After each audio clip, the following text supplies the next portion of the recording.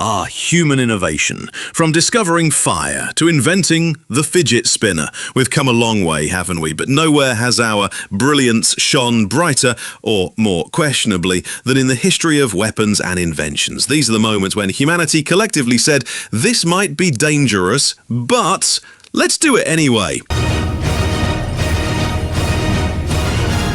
History, but stupid. Today we're diving headfirst into the most ridiculous, unnecessarily dangerous and outright absurd tools that our ancestors proudly created, often with catastrophic consequences. Weapons so dumb, they make the shake weight look like NASA engineering. Welcome to Weapons of Mild Destruction. Let's rewind to 1718. James Puckle, yes, that's really his name, introduced the world to the Puckle gun, a weapon that looked like a pirate ship's cannon, had an identity crisis, and tried to be a steampunk espresso machine. It was a flintlock revolver cannon designed to fire 9 shots per minute, which in 1718 basically made it the historical version of a rapid-fire TikTok comment section. But here's the spicy bit. Puckle invented 2 types of ammo. One for Christians, normal boring bullets, and one for Muslims, square bullets. Because apparently geometry was a military tactic now. His thinking, the square bullets would cause more pain, which is true mostly to the gun itself. It jammed constantly and was so impractical that the British Army said, nah, we're good, and went back to stabbing people with bayonets. So Puckle's legacy? A gun that tried to bring racism and algebra together.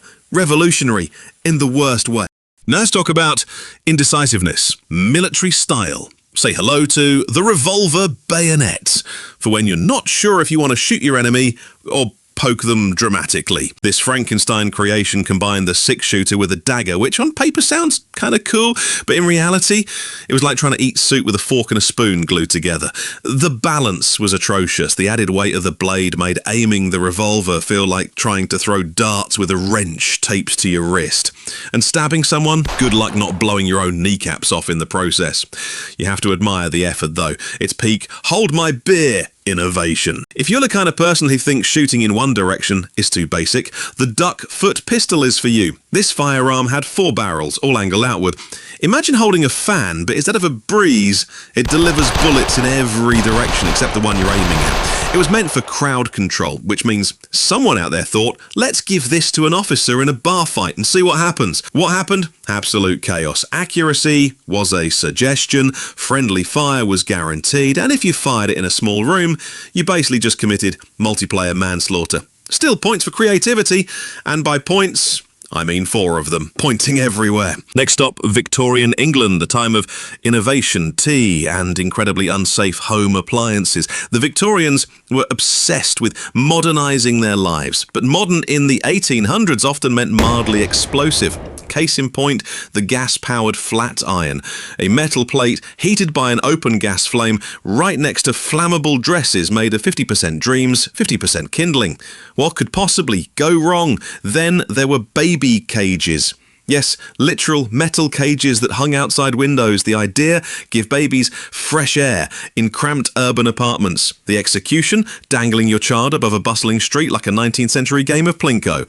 And the hair devices. Victorians loved curls, but their tools? Think spinning brushes with the torque of a power drill. Women were just trying to look good and accidentally getting partial lobotomies in the process. So yeah, if you ever complain about your curling iron burning you today, remember your great-great-grandma risked decapitation for that perfect ringlet. Now let's get really weird. During World War II, the US military came up with one of the most chaotic ideas ever. The bat bomb. The concept was simple. Take a bunch of bats, strap tiny incendiary devices to them, release them over Japanese cities at dawn. Bats would roost in the wooden eaves of buildings. Timer goes off. Boom, chaos. Surprisingly, it actually kind of worked. During testing, unfortunately, the bats decided they didn't want to wait for the war and escaped during a test run, setting fire to a US airbase. This, ladies and gentlemen, is what happens when your military strategy is what if Batman, but real. Imagine the meeting that approved this. Sir, we could build more planes. No, bats, Skippy bats. Oh, you thought we were done? Meet the Great Panjandrum, a British World War II weapon that looked like 2 giant fireworks wheels strapped together with a rocket fetish. It was meant to storm beaches rolling in at terrifying speed while exploding everything in its path. Think The Worst Carnival Ride meets DIY Destruction Derby. It was powered by hundreds of rockets, but here's the catch. It didn't go straight. It zigzagged, wobbled, and occasionally did donuts before exploding randomly. One test ended with it turning around and charging the camera crew, who all ran away screaming. Somewhere, Winston Churchill probably just muttered, "Well, that was exciting." So, what have we learned from this exercise in historical face-palming? If your weapon includes the words gas-powered or baby cage, just don't. Combining knives and guns sounds cool until someone loses a kneecap. And bats belong in caves, not combat. Human history is full of genius, but it's also full of gloriously terrible decisions. And honestly, we're better for it. Because if we can't laugh at the past, we're probably doomed to recreate it on Kickstarter. Like, subscribe, and join us next time as we explore more of humanity's finest flops. Until then, stay safe, and maybe don't strap a flamethrower to a raccoon.